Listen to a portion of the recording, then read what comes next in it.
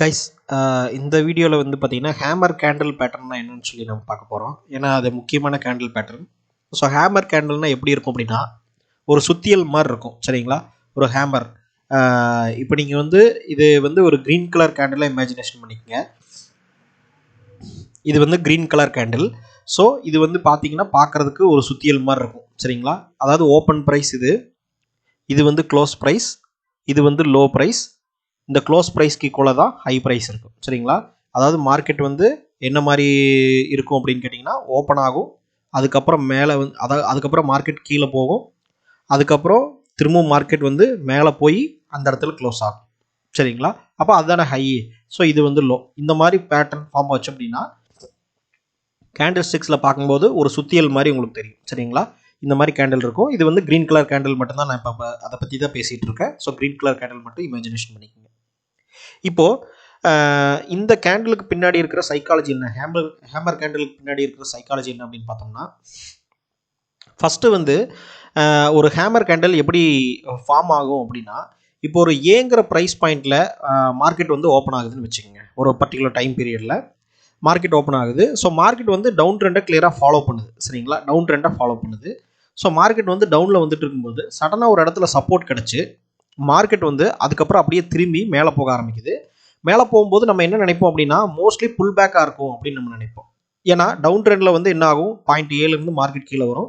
அதுக்கப்புறம் ஒரு சின்ன புல் பேக் ப்ராஃபிட் புக் பண்ணுறவங்களா ப்ராஃபிட் புக் பண்ணுவாங்க, சின்ன புல் பேக் வந்துடும்.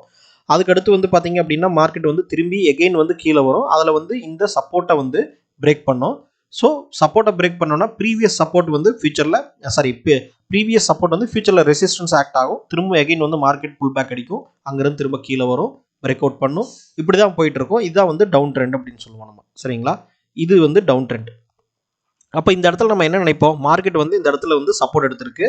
ஸோ இதிலிருந்து இது இது இது சப்போர்ட் மீன்ஸ் இது புல் பேக் அப்படின்னு நம்ம நினச்சிட்டு இருப்போம்.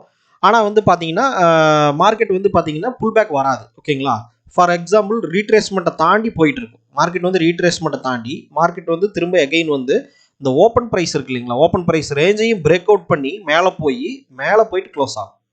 ஸோ இந்த மாதிரி பண்ணும்போது என்ன ஆகும்னா இதுதான் ஹையாக ஃபார்ம் ஆகும். ஏன்னா லாஸ்ட்டாக க்ளோஸ் ஆன இடமே தான் இந்த கேண்டிலோட ஹை. அப்போ இந்த மாதிரி ஃபார்ம் ஆகும்போது தான் அந்த கேண்டில் வந்து என்ன ஆகும், ஒரு ஹேமர் பேட்டர்னில் வந்து விழுகும். சரிங்களா?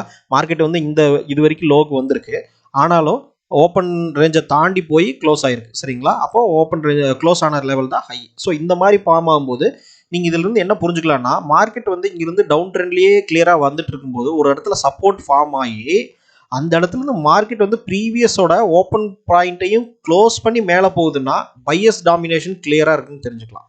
பையர்ஸ் வந்து டாமினேஷன் வந்து உங்களுக்கு கிளியராக இந்த பேட்டர்ன் மூலமாக தெரியுது. ஏன்னா பையர்ஸ் வந்து ஒரு டிசைட் பண்ணிட்டாங்க, ஏன்னா இந்த மாதிரியான ட்ரெண்டு போச்சு அப்படின்னா இது வந்து ஒரு செல்லர்ஸ் ட்ரெண்டு. ஆனால் இந்த இடத்துல வந்து மார்க்கெட் வந்து ரிவர்ஸில் எடுத்தோம்னா புல் பேக் அடிக்காமல் அந்த புல் பேக்கையும் தாண்டி க்ளோஸ் ப்ரைஸையும் தாண்டி மேலே போகும்போது கிளியராக வந்து பையர்ஸ் இந்த அளவுக்கு ப்ரைஸை மூவ் பண்ணியிருக்காங்க அப்படின்னா ஹெவி டிமாண்ட் கிரியேட் ஆயிருக்கு. ஸோ பையர்ஸ் டாமினேஷன் கிளியராக தெரிஞ்சிருச்சு. சரிங்களா?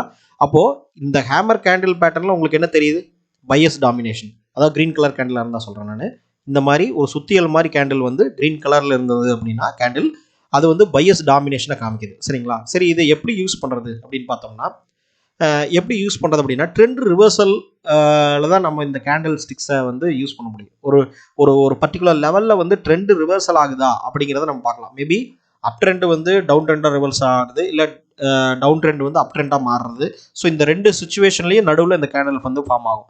ஃபார் எக்ஸாம்பிள் மார்க்கெட் வந்து டவுன் ட்ரெண்டில் வந்துட்டு இருக்குன்னு வச்சுக்கோங்க.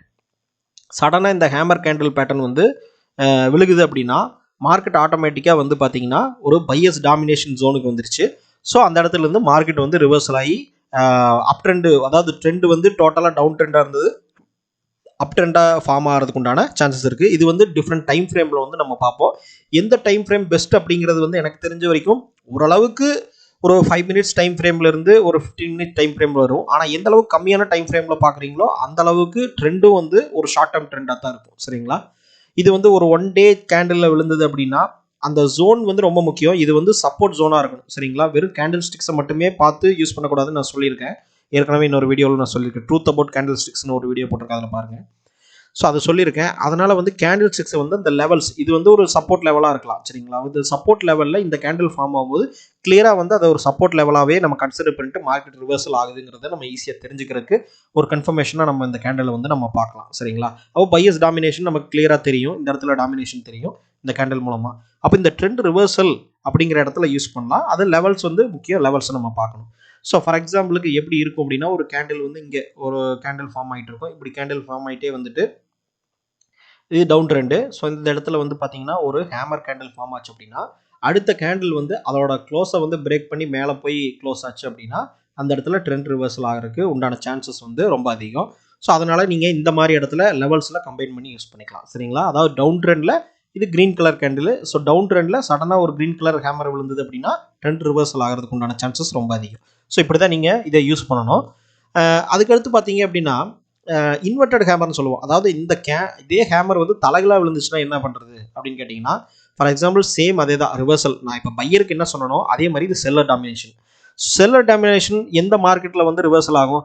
இப்போ மார்க்கெட் வந்து அப் ட்ரெண்டில் போயிட்டு இருக்கு. மார்க்கெட் அப் ட்ரெண்டில் போயிட்டு இருக்கும்போது உங்களுக்கு வந்து ரிவர்சல் ஹேமர் கேண்டில் வந்து ஒரு ஃபார்ம் ஆகுது அப்படின்னா நல்லா புரிஞ்சுங்க. இந்த பாடி ஆஃப் த கேண்டில் வந்து எப்படி இருக்கணும் அப்படின்னா, ஜஸ்ட் வந்து ஒரு 20 அதாவது மோர் தென் 70% விக் இருக்கணும் சரிங்களா. அதாவது இது வந்து இந்த விக் இருக்கு இல்லைங்களா, இந்த ஹை லோ விக் வந்து 70% இருக்கணும். ஒரு 30% தான் வந்து இந்த கேண்டிலோட இதில் இருக்கணும் சரிங்களா. இப்போ 50% இருக்கும், அதெல்லாம் வந்து ஹேமர் கிடையாது சரிங்களா. 50% இருக்கும், இந்த மாதிரி இருக்கும். அதாவது total body of the candle வந்து சைஸ் வந்து 100% அப்படின்னா இதில் வந்து விக்கு வந்து 50%, இதில் பாடி வந்து 50% இருந்துச்சு அப்படின்னா இது வந்து ஹேமர் கேண்டில் கிடையாது. ஸோ 70% வந்து விக் இருக்கணும். இதே சேம் இது வந்து நமக்கு ஹேமர் கேண்டில்லேயே பொருந்தும், இன்வெர்டட் ஹேமர்லேயே பொருந்தும். ரெண்டுமே ஒன்று தான். சுத்தியல்னா உங்களுக்கு தெரியும்ல, மேலே வந்து ஒரு சைஸ் இருக்கும், கீழே வந்து ஒரு பெரிய சைஸ் இருக்கும். ஸோ இந்த மாதிரி இருந்தால் தான் ஒரு சுத்தியல். ஒரு கரெக்டாக ட்ரா பண்ணுறேன்.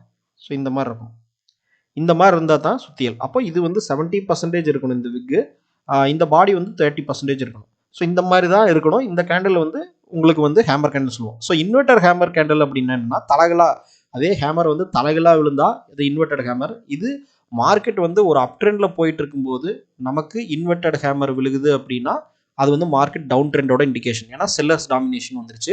அந்த செல்லர்ஸ் டாமினேஷனோட சைக்காலஜி என்னங்கிறத நான் சொல்லியிருக்கேன். ஸோ இந்த மாதிரி தான் நீங்கள் வந்து யூஸ் பண்ணணும் சரிங்களா இந்த ஹேமர் கேண்டில்.